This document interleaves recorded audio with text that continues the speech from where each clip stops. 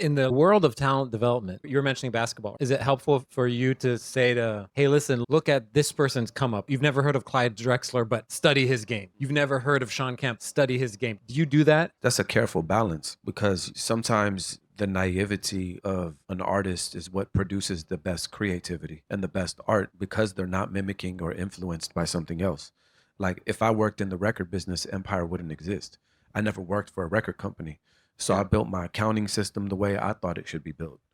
I built my supply chain the way I thought it should be built. I did marketing and promotion the way I thought marketing and promotion should be done.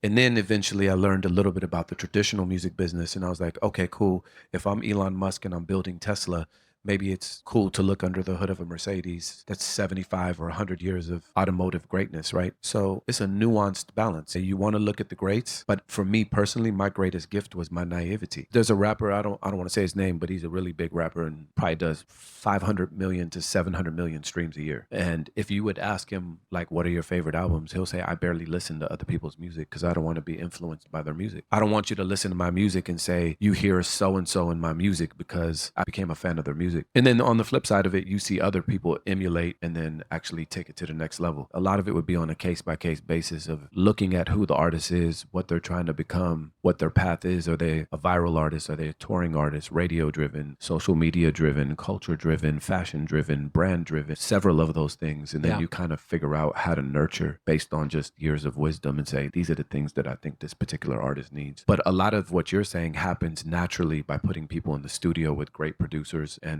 doing collabs and features and touring. They're just going to kind of start to latch on to certain things that resonate with them just naturally as humans. Like Alameda, Shake, Fireboy, all them were in San Francisco from Nigeria. And I rented a tour bus and took like 40 people on a tour of the Bay Area. We went to Napa and went wine tasting. Like we spent the whole weekend. Then we spent Oh, 3 weeks in the studio recording albums that ended up getting nominated for Grammys because it was a vibe. You can't create that in a, let's book a 4-hour session. There needs to be a comfort level. I brought in a Nigerian cook. We did an African writing camp with all the producers from different countries and put all the flags in. When we did the Empire Wana event, we put all the Arab flags in the building just to give people something emotional to like latch onto. It's like that level of inclusion just kind of sparks a different type of creativity. And a lot of companies are not doing that anymore because they're driven by market share and public stock prices and all that. And that's cool from a business standpoint. I totally understand that. But at this point, I'm not really in it for the business. I'm really in it for the love.